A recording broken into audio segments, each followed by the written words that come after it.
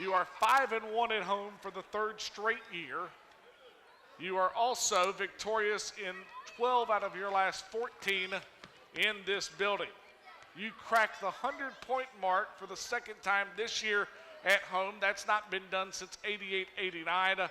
And the head coach, Bob Burton, and the 126 points surplants the 1955-56 team, which scored 124 against DuPont, coached by Graham L. Doc Mathis. First and foremost, congratulations on the win.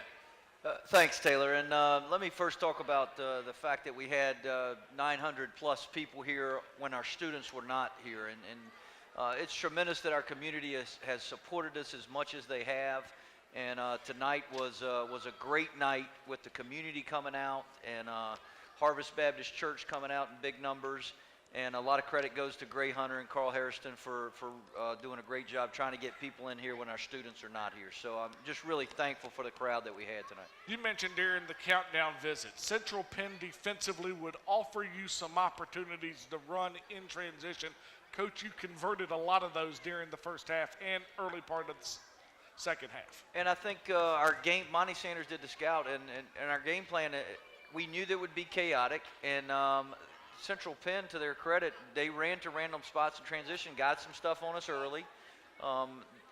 We had openings in transition, but we started trying to hit home runs and make great passes and great plays, and as a result, you end up a lot of times falling on your face. And so we made some mistakes in the first half, but we played pretty well and pretty aggressive for the entire 40 minutes. We, as you know, Taylor, chart every 4-minute segment. And for the first time in our program's history, we won all 10 rounds. And okay. So that was something for our players to celebrate in the locker room. We'll talk about the starters here in just a moment. But how much does a night like this help a Luke Eddy and a Kevin Blake?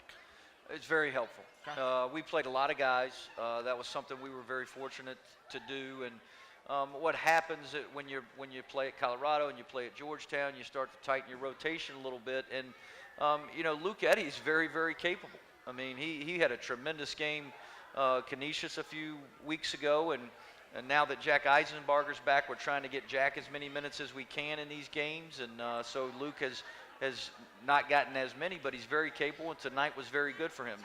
Kevin Blake has had great signs in the last 2 or 3 weeks. He got a lot of minutes tonight, good minutes, and I thought Christian Harrison got some good minutes tonight, and Brian Dawkins got good minutes. So tonight was a very valuable night for us. I am sitting here doing some quick math. Your starting front court of Beaumont, Koch, and Troutman, 56 points and 28 rebounds, and then you start to dig a little deeper and realize 10 of those rebounds offensively. We have to improve in rebounding. We do. It's been a problem for us. We were successful Tuesday night in out-rebounding Georgetown. And we were bigger tonight than Central Penn, and so we should have out-rebounded them, and we did. Right. It's not always a guarantee that you do. And we need more offensive rebounds. 17's a lot. We got some good ones. We still need to improve in that area, but I was thankful that we did a pretty good job. 87 shots during the ball game. Is that at about the number that you'd like to be at during the year? I'd love to shoot 87 shots every game, as long as we shoot the percentage. 58% was the final number. I like 50%. And, we're shooting as a team 49% on the year.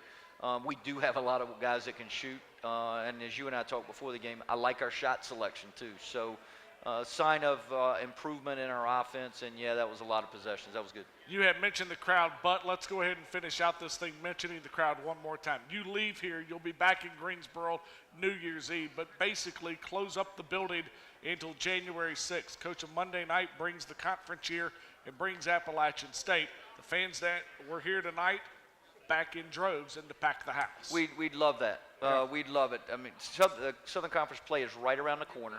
The next time we're in this building for a home game, it is a conference game. And our crowds have been really good in November, December. We've set records in November and December this year. And we'd really like to kick the year off January the 6th in the next home game in this building and sell it out. 5-1 for the third straight year at home. Not a bad way to head to Florida Atlantic. Our guys love playing here. Now let's get on the bus and get on the plane and go down and see if we can get another one. Coach, thank you. See you, Taylor.